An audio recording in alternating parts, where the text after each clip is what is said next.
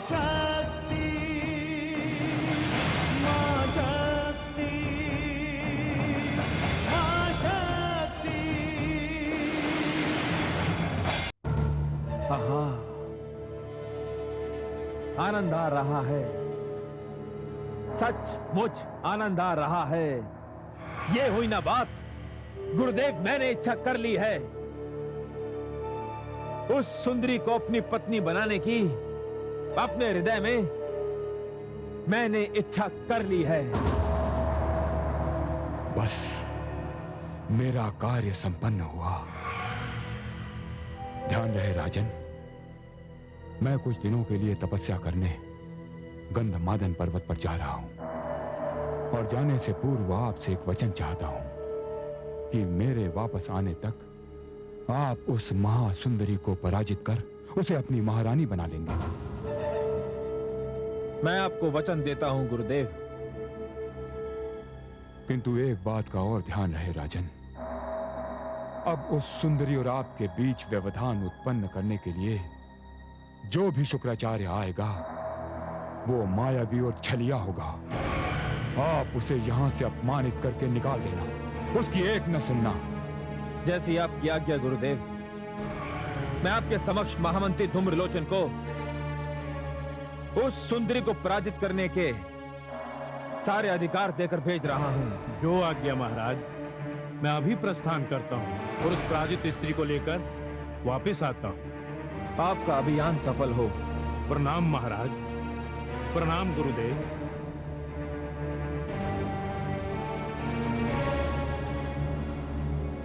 धन्यवाद गुरुवर। अब मैं भी चलता हूं। प्रणाम गुरुदेव। कल्याण हो, कल्याण हो राजन।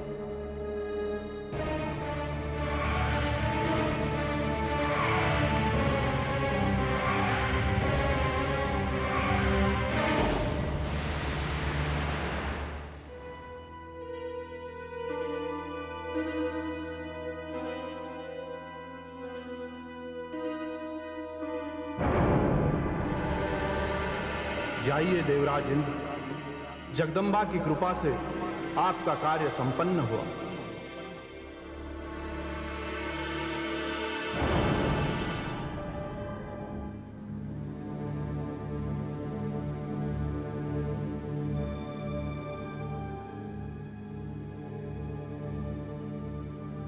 छल और क्रूर। आज्ञा महामंत्री जी। गंधमादन पर्वत पर एक सुंदर स्त्री बैठी है। तुम दोनों वीर एक सेना की टुकड़ी लेकर जाओ और उसे बलपूर्वक यहाँ ले आओ। महामंत्री जी, एक अबला पर कैसा बल प्रयोग? यदि आपकी आज्ञा हो तो मैं अकेला ही उसे यहाँ ले आऊं। नहीं, वो स्त्री सिंहवाहिनी है, अस्त्र शस्त्र से सुसज्जित है, इसलिए जो कहा है वही करो। यह आश्चर्य है महामंत्री जी, एक स्त्री सिंह पर बैठी है और उसके पास शस्त्र भी है। ये कहीं कोई स्वांग रचाने वाला बहरूपिया तो नहीं? मूर्ख, जो कहा गया है वही करो। वो स्त्री यदि सम्मान पूर्वक तुम्हारे कहने पर यहाँ आ गई तो वो दानव लोक की महारानी बन जाएगी। महामंत्री जी, ये कैसा आदेश है? हम अपनी होने वाली महारानी को युद्ध की चुनौती देने जा रहे हैं। वीर क्रूर, उस ससुर का विवाह हो ही नहीं सकता जिसमें युद्ध न हो। उस स्त्री ने प्रतिज्ञा कर रखी है कि जो व्यक्ति उसे युद्ध में पराजित करेगा वही उसका पति होगा। इसलिए तुम दोनों महाराज शुंभ की सेना के रूप में वहां जाओ और उसे पराजित करके यहाँ ले आओ। महामंत्री जी, ये बात अब मेरी समझ में आ गई। हम अभी प्रस्थान करते हैं। प्रणाम महामंत्री जी। चलो।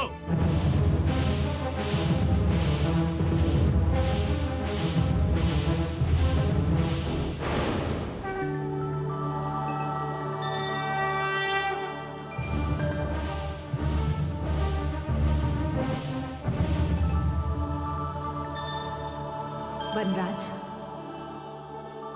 वो आ रहे हैं।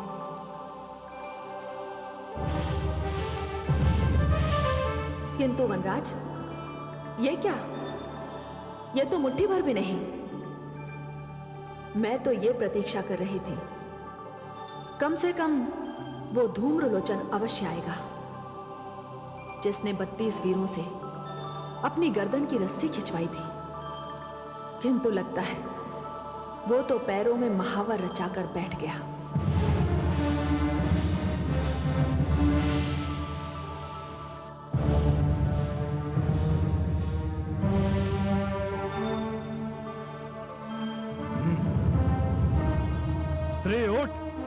और हमारे साथ चुपचाप चली चल।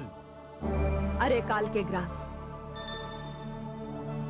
लगता है तुम्हारा महामंत्री धूम्रलोचन तुमसे किसी बात पर रुष्ट है, इसलिए तुम्हें दंड देने के लिए यहां मृत्यु के मुख में मेरे पास भेज दिया है। व्यर्थ की बातें ना कर स्त्री। ये व्यर्थ की बातें नहीं है, सत्य है।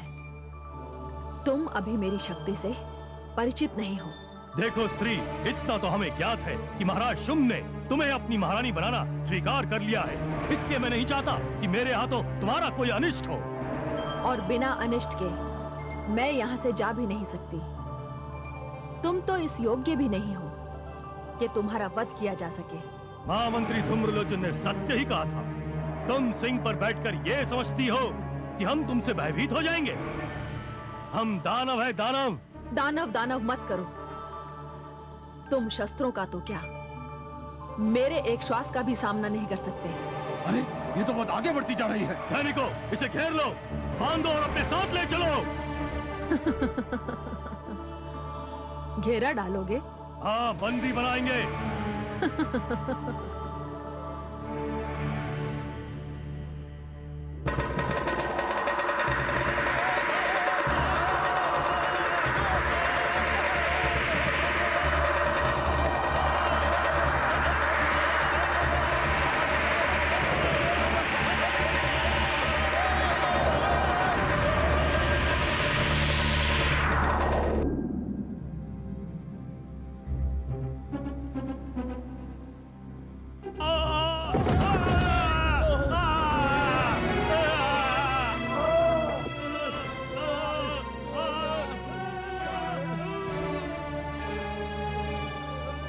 ये क्या? छल? क्रूर?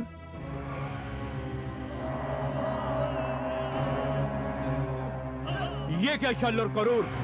क्या इसी रूप में मैंने तुम्हें उस सुंदरी को लाने को कहा था?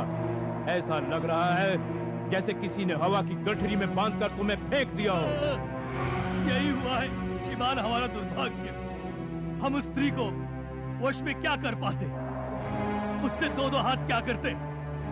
उसने तो एक ही फूंक में हम सबको तिनकों की भांति उड़ाकर यहाँ फेंक दिया है। हाँ महामंत्री धूम्रलोचन, उसके मुख से, उसके श्वास ने एक भयंकर आंधी बनकर आकाश से नीचे फेंक दिया हमको। नहीं, ये नहीं हो सकता। ये असंभव है। कदाचित रूप की खान होने के साथ साथ वो महासुंदरी मायावी भी है। तुम सब यहीं ठहरो, मैं स्वयं जाता हूं और उसे लेकर आता हूं। वो धूम्रलोचन की शक्ति को नहीं जानती। अब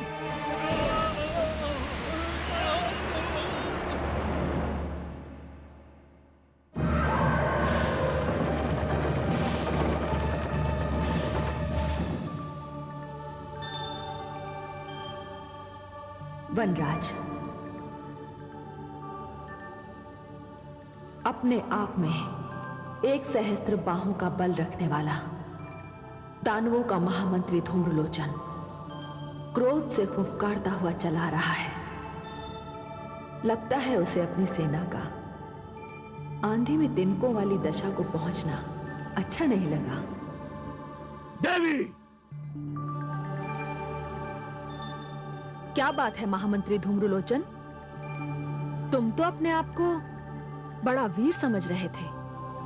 अपना बल प्रयोग करके तुमने तो 32 वीरों को हवा में उड़ा दिया था। मैं तो अकेली हूं।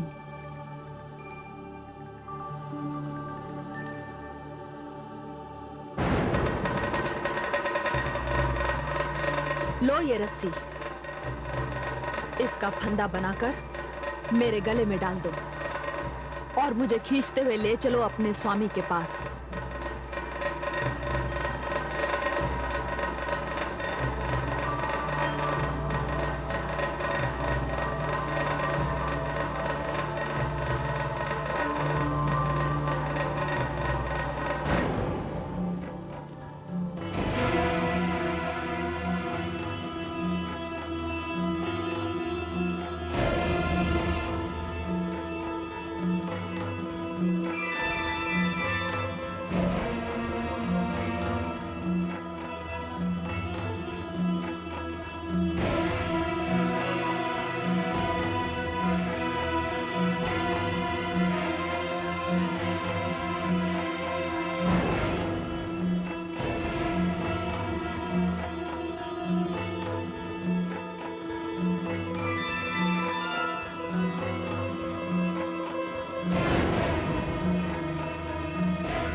धूम्रलोचन, तुम्हारे लिए तो यह भी संभव नहीं।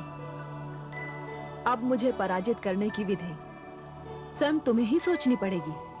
तो सोच लो, मैं तुम्हारे साथ दया का, करुणा का और सम्मान का व्यवहार कर रहा था, ये सोचकर कि तुम दानव कुल की होने वाली महारानी हो। मैं तो ये भूल ही गया था कि मुझे तुम्हारे साथ शत्रुता का व्यवहार करना चाहिए।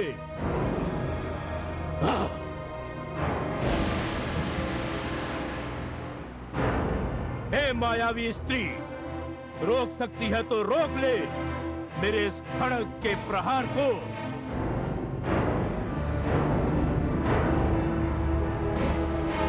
तू करेगा मुझ पर प्रहार? हाँ, सावधान!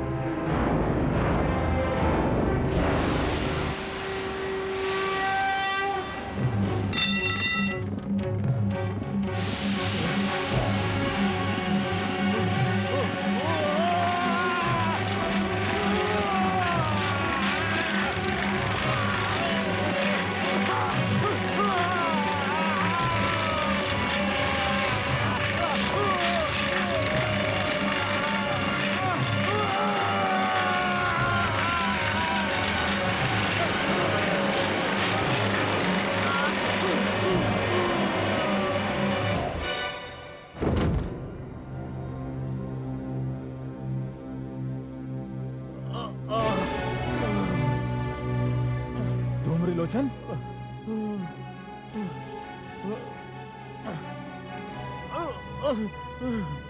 धूम्रलोचन, ये क्या हो गया तुम्हें? किसने की तुम्हारी ये दशा? धूम्रलोचन, ये मैं क्या देख रहा हूँ? तुम्हारी शक्ति के आगे तो अग्निदेव भी ऐसा साहस नहीं कर सकते थे, फिर ये कैसे हो गया? महाराज, मेरी ये दशा उसी महासुंदरी ने की है। महाराज, मेरी सारी शक्तियां उसके समक्ष जाकर शून्य होकर रह गई। वो बड़ी शक्तिशाली है। उसने जो प्रतिज्ञा कर रखी है महाराज, वो बिल्कुल सत्य है। उसे प्राप्त करना सहज नहीं, असंभव है। मेरी ये दशा करके महाराज, उसने आपको चुनौती दी है। सावधान रहिएगा महाराज, सावधान। वो स्त्री काल का रूप धारण करके आई है। आगे आपकी जैसी इच्छा।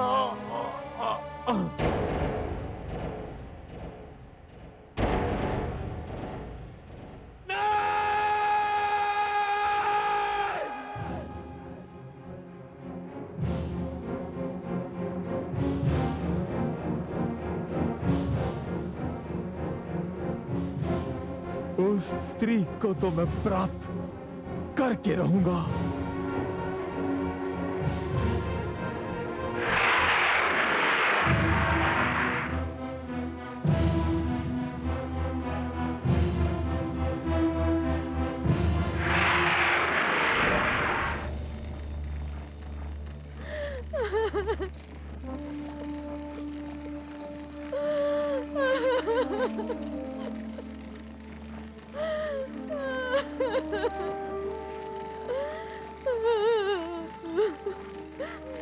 शांत हो जाओ देवी, शांत हो जाओ। पति की मृत्यु पर अश्रु बहाना तो मानवों का स्वभाव है, और आप तो एक दानव वीर की पत्नी हैं, और दानवों की परंपरा भी अच्छी तरह से जानती हैं। आप अपनी इच्छा से किसी भी दानव का वरण कर सकती हैं। दानव सम्राट, जो व्यक्ति कुछ समय पूर्व मेरा सर्वस्व था, मेरे भाग्य का स्वामी था, आज उसे मृत देखकर मैं अश्रु भी न बहाऊं, उसके लिए अश्रु न बहाऊं, जिसके साथ मेरे जीवन की न जाने कितनी सुखद स्मृतियां जुड़ी हुई हैं। देवी, ये सुख तो तुम्हें कोई भी दानव दे सकता है। दानव सम्राट, क्या इसका ये अर्थ हुआ कि हम दानवों में स्वार्थ संबंध का दूसरा नाम है? तुम्हें ये शब्द पति, पत्नी, पिता, भ्राता, इन सब का क्या अर्थ है? देवी, ये भावुकता, करुणा, दया, ममता, ये सब देवताओं ने मानवों के अंदर कूट कूट के भरी है। इसलिए मानव दुर्बल है और वो हम दानवों के समक्ष खड़ा होने के योग्य भी नहीं है। और मैं दानवों में इतनी दुर्बलता नहीं आने दूंगा। संबंध तो केवल पहचान मात्र है और कुछ भी नहीं। नहीं दानव सम्राट, मैं आपकी इस बात से सहमत नहीं हूँ। संबंधों का सम्मान एक बहुत ही सुंदर मानवीय गुण है और ये सुंदर गुण जहाँ से भी मिले हमें उन्हें ले लेना चाहिए। चंड, मुंड,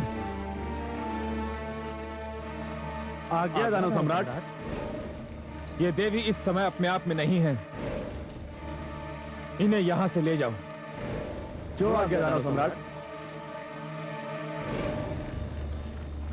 चलिए देवी।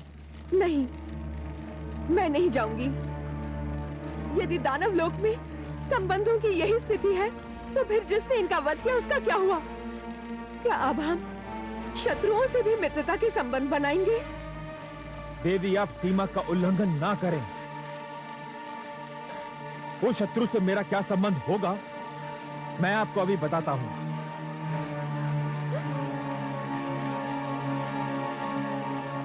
मैं इस चिता पे हाथ रख के सौगंध खाता हूं कि जिस स्त्री ने महामंत्री धूम्रलोचन की ये दशा बनाई है, मैं उस स्त्री से विवाह करके उसे दानव लोक की महारानी बनाऊंगा। ठहरिए दानव सम्राट, ठहरिए। ये आप क्या करने जा रहे हैं? गुरुदेव, गुरुदेव। दानव सम्राट, ये आप क्या कर रहे हैं? मैं इस देवी को वचन दे रहा हूं कि मैं उस स्त्री को अपनी महारानी बनाऊंगा। यदि उसने प्रतिज्ञा की है कि जो उसे युद्ध में हराएगा वो उसकी पत्नी बनेगी, तो मैं उसे युद्ध में हराऊंगा और उसे अपनी पत्नी बनाऊंगा। दानव सम्राट, ये आप क्या कह रहे हैं?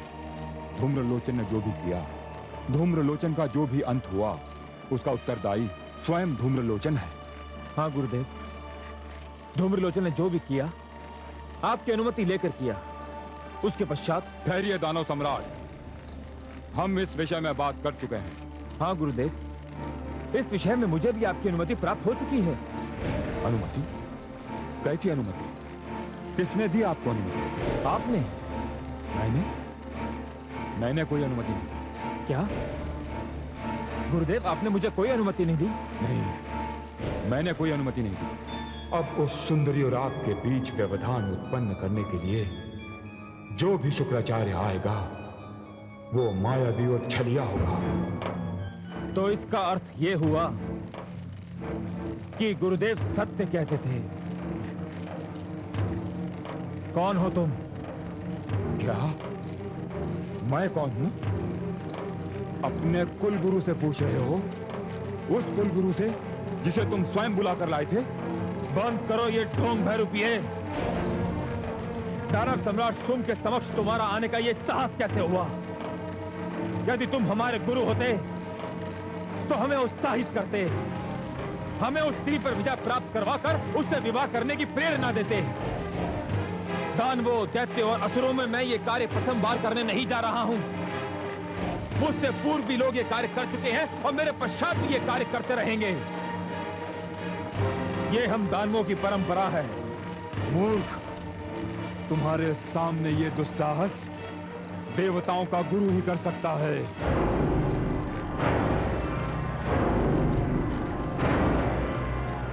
चंड, मुंड, आज्ञा दानव सम्राट। इससे पहले कि मेरा क्रोध इसका वध कर दे, इसे यहां से ले जाओ और हमारी सीमा के बाहर छोड़ दो। ध्यान रहे, इसके साथ आदर का व्यवहार ना किया जाए। ये तुम क्या कर रहे हो दानव सम्राट? देवता तुम्हें मूर्ख बना रहे हैं, वे छल कर रहे हैं तुम्हारे साथ। दानव वीर चंड और मुंड, एक वीर की चिता को अग्नि देते समय मैं नहीं चाहता कि देवता पक्ष का कोई भी व्यक्ति यहां उपस्थित रहे। इसे यहां से ले जाओ। तुम पछताओगे दानव सम्राट शुंभ। जा, मैं तुझे शाप देता हूं, तू नष्ट हो जाएगा। Ha ha ha ha ha ha!